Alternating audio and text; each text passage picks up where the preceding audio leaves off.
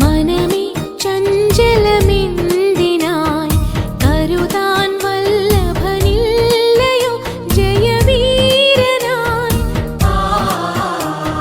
മനമേ ചഞ്ചലമെന്തിനായി കരുതാൻ വല്ലഭനില്ലയോ ജയവീരനായി.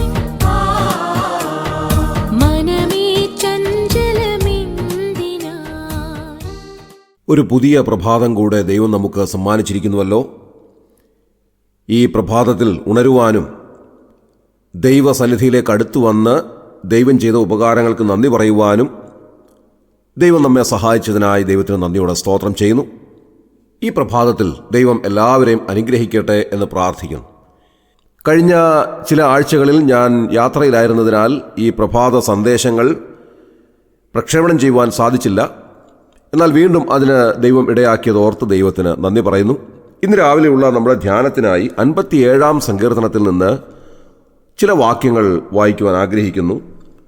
57-ാം സങ്കീർത്തനം 7-8 വാക്യങ്ങൾ നമുക്ക് വായിക്കാം.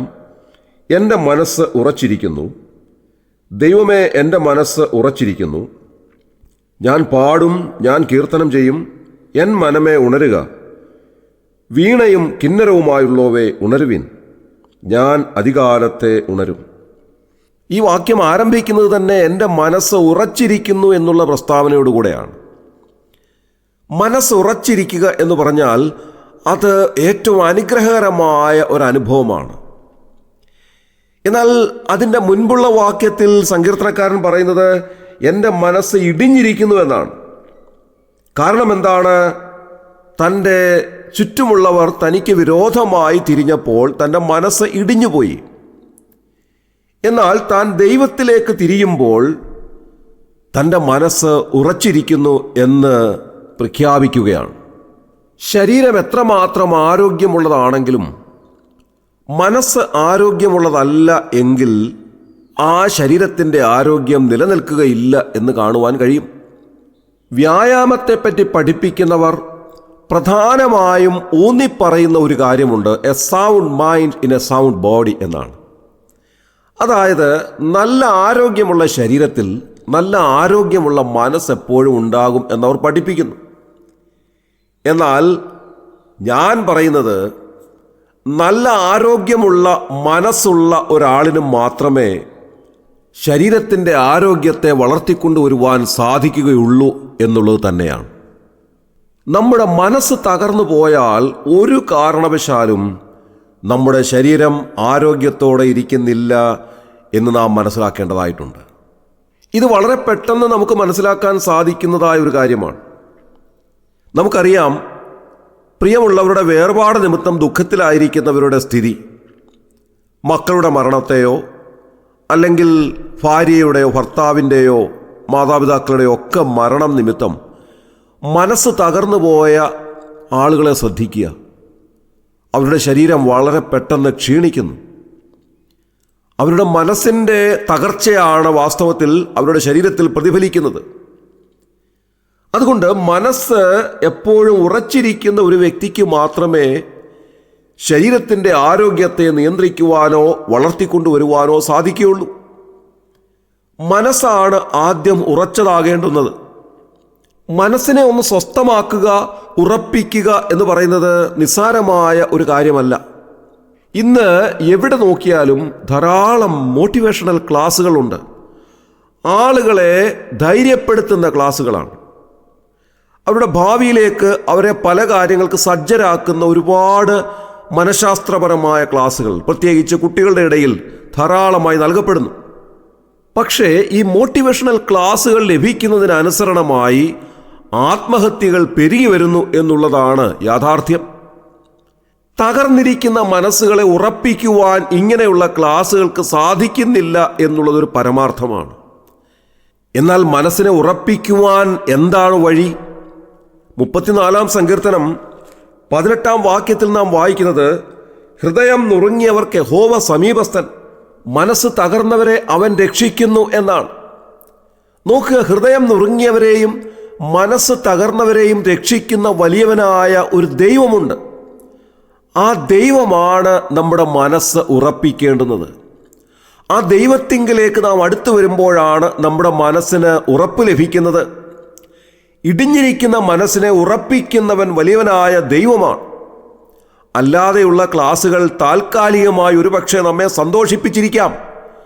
പക്ഷേ സ്ഥായിയായി നമ്മെ ഉറപ്പിക്കുവാനോ നമ്മുടെ മനസ്സിന് ധൈര്യം നൽകുവാനോ ബലപ്പെടുത്തുവാനോ മറ്റൊന്നിനും സാധ്യമല്ല.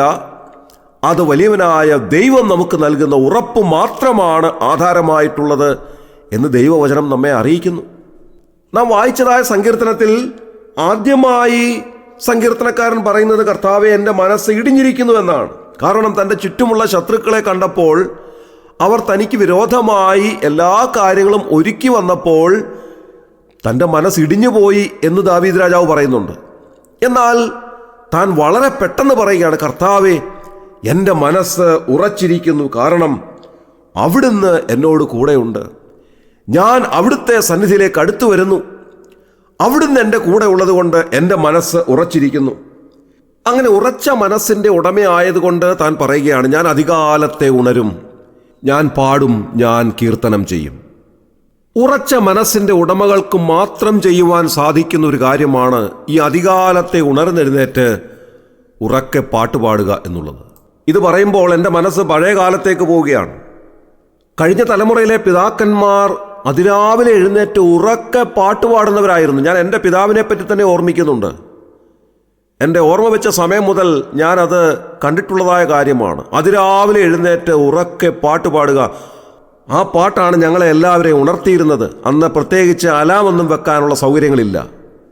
ആ പാട്ടിൻ്റെ ശബ്ദം എല്ലാവരെയും ഉണർത്തുകയും രാവിലെയുള്ള പ്രഭാത പ്രാർത്ഥനയ്ക്കായി എല്ലാവരെയും ഒരുമിച്ച് കൂട്ടുകയും ചെയ്യുമായിരുന്നു. ഇത് ആ കാലത്തെ എല്ലാ ക്രിസ്തീയ കുടുംബങ്ങളിലും നടന്നു വന്നിരുന്നതായ ഒരു കാര്യം തന്നെയായിരുന്നു. ഉറച്ച മനസ്സിൻ്റെ ഉടമകൾക്ക് മാത്രം ചെയ്യാൻ സാധിച്ചിരുന്നതായ ഒരു കാര്യമായിരുന്നു എന്ന് മനസ്സിലാക്കേണ്ടതായിട്ടുണ്ട്. ഈ പ്രഭാതത്തിൽ എഴുന്നേറ്റ് ഉറക്കെ പാട്ടുപാടുകയും അതേ തുടർന്ന് ഭവനാംഗങ്ങൾ എല്ലാവരും ഒരുമിച്ച് കൂടിയിരുന്ന് പ്രാർത്ഥിക്കുകയും ചെയ്തിരുന്നതായ അനുഗ്രഹകരമായ ഒരു അനുഭവം. ഇന്ന് രാവിലെ ദൈവവചനത്തിൻ്റെ അടിസ്ഥാനത്തിൽ നമുക്ക് ചിന്തിക്കേണ്ടുന്നതായ ഒരു കാര്യം നമ്മുടെ മനസ്സ് ഉറച്ചിരിക്കുന്നുവോ എന്നുള്ളതാണ്. പലവിധ കാരണങ്ങൾ കൊണ്ട് പലപ്പോഴും മനസ്സ് ഇടിഞ്ഞിരിക്കുന്ന അനുഭവമാണോ നമുക്കുള്ളത്? അങ്ങനെ ഏതെങ്കിലും നിലയിൽ മനസ്സ് ഇടിഞ്ഞിരിക്കുന്നുവെങ്കിൽ കർത്താവിൻ്റെ അരികിലേക്ക് വരുവാനുള്ള ഒരു നല്ല അവസരം ഇന്ന് പ്രഭാതത്തിൽ ദൈവം നമുക്ക് സമ്മാനിച്ചിരിക്കുന്നു.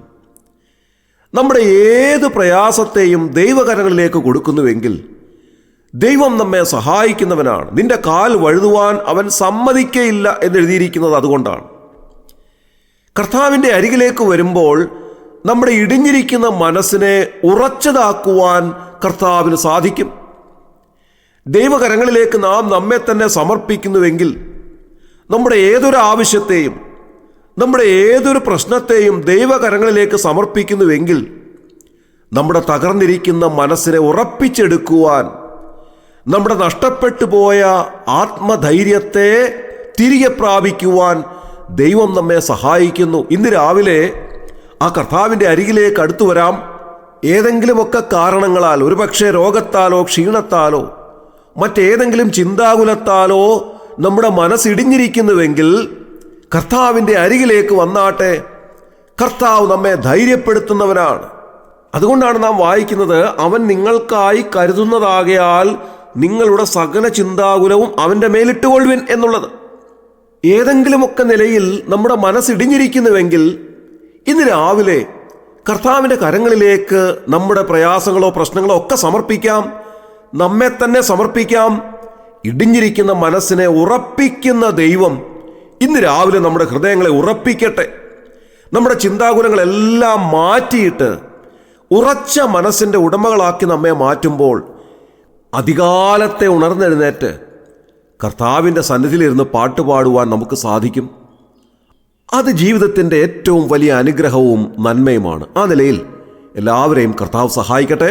ഉറച്ച മനസ്സിൻ്റെ ഉടമകളായി തീർന്ന് കർത്താവിൻ്റെ കരങ്ങളിൽ നിന്ന് അനുഗ്രഹങ്ങൾ പ്രാപിക്കുവാൻ ഇന്നത്തെ ദിവസം ദൈവം എല്ലാവരെയും ഇടയാക്കട്ടെ എന്ന് പ്രാർത്ഥിക്കുന്നു. നമ്മുടെ കണ്ണുകളെ അടയ്ക്കാം, പ്രാർത്ഥിക്കാം. ക്രിസ്തുയേശുവിലൂടെ അതിവാത്സല്യമായി ഞങ്ങളെ സ്നേഹിക്കുന്ന സ്വർഗീയ പിതാവാം നല്ല ദൈവമേ, അനുഗ്രഹകരമായ ഈ പ്രഭാതത്തിനായി ഞങ്ങൾ നന്ദിയോടെ സ്തോത്രം ചെയ്യുന്നു. കർത്താവെ, ഞങ്ങൾ ചിന്തിച്ചതുപോലെ പലപ്പോഴും ഞങ്ങളുടെ ജീവിതത്തിൽ നേരിടുന്നതായ വെല്ലുവിളികൾ നിമിത്തം ഞങ്ങളുടെ മനസ്സ് തകർന്നു പോകാറുണ്ട്. പലപ്പോഴും ഞങ്ങളുടെ മനസ്സ് ഇടിഞ്ഞിരിക്കുന്നുവല്ലോ കർത്താവെ. എന്നാൽ ഞങ്ങളുടെ മനസ്സിനെ ഉറപ്പിക്കുന്ന ദൈവവചനത്തിനായി ഞങ്ങൾ നന്ദിയോടെ സ്തോത്രം ചെയ്യുന്നു. ഈ പ്രഭാതത്തിൽ ഞങ്ങൾ അവിടുത്തെ സന്നിധിയിലേക്ക് അടുത്തു വരികയാണ്. പലവിധ ജീവിത പ്രശ്നങ്ങളും ചിന്താകുലങ്ങളും ഒക്കെ ഞങ്ങളുടെ മനസ്സിലുണ്ട്.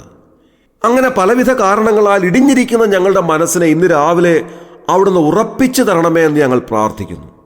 ഉറച്ച മനസ്സിൻ്റെ ഉടമകളായി കർത്താവെ, അവിടുത്തെ സന്നിധിയിലേക്ക് അടുത്തു വന്ന് പാട്ടുപാടുവാൻ ഞങ്ങളെ അവിടുന്ന് അനുവദിക്കണമേ എന്ന് ഞങ്ങൾ പ്രാർത്ഥിക്കുന്നു.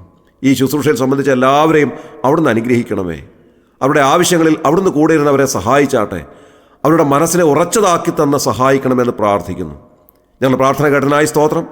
ഞങ്ങളുടെ കർത്താവിന്റെ രക്ഷിതാവുമായ യേശു ക്രിസ്തുവിൻ്റെ ധന്യമായ നാമത്തിൽ തന്നെ ആമേൻ.